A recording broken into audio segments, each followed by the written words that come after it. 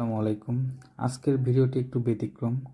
কারণ হচ্ছে আজকে আমার গাছগুলো অন্য একটি প্যাকেটে স্থানান্তর করব। কেন অন্য ব্যাগে স্থানান্তর করলাম এবং কি কারণ ছিল এবং আমি নতুন ব্যাগে কি কি উপাদান দিলাম সবই আপনাদের তুলে ধরব। প্রথমে বলতে চাই যে আমি যে বেগুনের গাছগুলো লাগিয়েছিলাম সেটি লাগিয়েছিলাম ছোট ছোট ব্যাগে। সেগুলোতে বেশ কিছুদিন হওয়ার পরে গাছের বৃদ্ধি তেমনভাবে হচ্ছিল না। এই জন্য আর কি বড় ব্যাগ অনেক খোঁজার পরে পেয়েছি। প্রথম দিকে এই ব্যাগগুলো আমি না পাওয়ার কারণে ছোট ব্যাগগুলোতে লাগিয়েছিলাম গাছ। তো প্রথমে আমি বড় ব্যাগে গাছ স্থানান্তরের জন্য প্রথমে আমি পলিথিন ব্যাগের মধ্যে দিয়েছিলাম কচুরিপানা। এই কচুরিপানার অনেক গুণ আছে, কারণ গাছের বৃদ্ধিতে এই কচুরিপানার অবদান অনেক। আর আমি পলিথিনের এটির নিচে দিয়েছিলাম কারণ এটি পচতে অনেক সময় লাগে। এর মধ্যে মূলত আমার গাছের বৃদ্ধি হবে এবং পানি নিষ্কাশনের ব্যবস্থা অনেক ভালো হবে। প্রথমেই যদি আমি পলিব্যাগে মাটি ব্যবহার করি তাহলে মূলত ছিদ্রগুলো বন্ধ হয়ে যাবে এবং পানি নিষ্কাশন ব্যবস্থা খারাপ হয়ে গেলে গাছের গোড়া পচে যাবে। এই জন্যই মূলত আমি প্রথমেই দিয়েছিলাম কচুরিপানা। কচুরিপানাগুলো কুচি কুচি করে কাটিয়ে নিয়েছিলাম যাতে ব্যাগে ভালোভাবে ছড়ে ছিটে থাকতে পারে, এটাই ছিল মূল কারণ।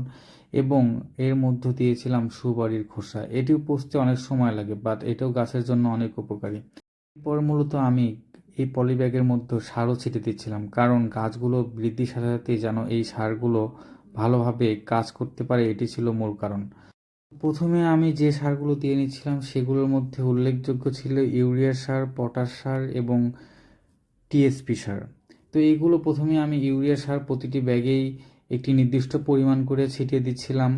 তো এভাবে আমি 10টি ব্যাগেই নির্দিষ্ট পরিমাণ ইউরিয়া সার দিয়ে নিচ্ছিলাম। এরপরে আমি মূলত পটাশ সার দিয়েছিলাম, তারপরে দিয়েছিলাম টিএসপি সার।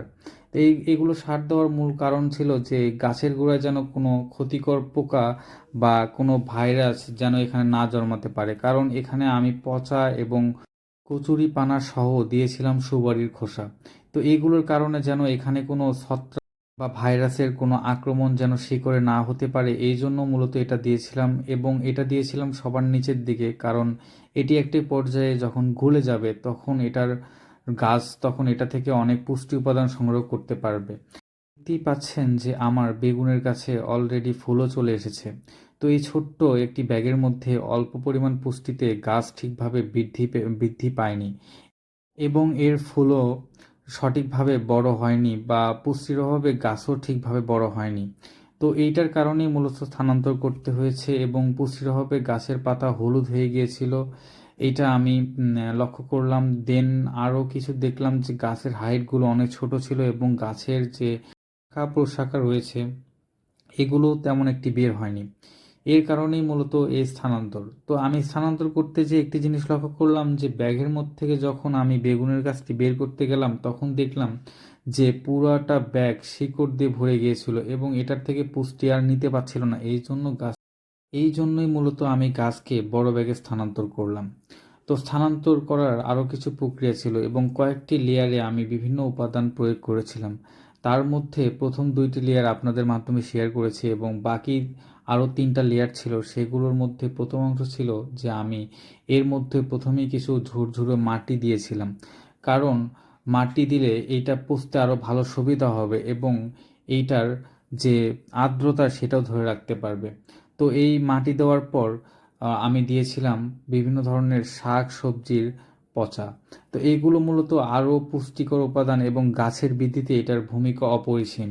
গাছের সকল উপাদানই মূলত এটির মধ্যে থাকে। এরপরে আমি দিয়েছিলাম গোবর সার। গোবর সার দিয়েছিলাম। গোবর সারে প্রচুর পরিমাণে পুষ্টি থাকে, যেটা গাছের বৃদ্ধিতে অনেক বড় ভূমিকা রাখে। এবং গোবর সার আমার কাছে একটু কম ছিল, এই কারণে অল্প পরিমাণে দেওয়া হয়েছিল। আরও থাকলে আরও একটু দিতাম। এটা কম ছিল আমার কাছে, এই জন্য একটু কম করে দেওয়া হয়েছিল। তারপরে মূলত আমি ছোট ব্যাগ থেকে যে গাছের চারাটি ছিল সে চারাটি এখানে ডিরেক্ট বসে দিয়েছিলাম। কারণ হচ্ছে যে ডিরেক্ট বসে দিলে এটার পুষ্টিটা একদম সরাসরি নিতে পারবে চারপাশ থেকে। তো নেওয়ার পর আমি তারপর আবার কিছু মাটি দিয়ে এটা পুরোটাই ভরে দিয়েছিলাম আশেপাশ দিয়ে, যেন গাছ পুরাপুরি মাটির আচ্ছাদনও থাকে এবং পুষ্টি উপাদানও নিচ থেকে নিতে পারে।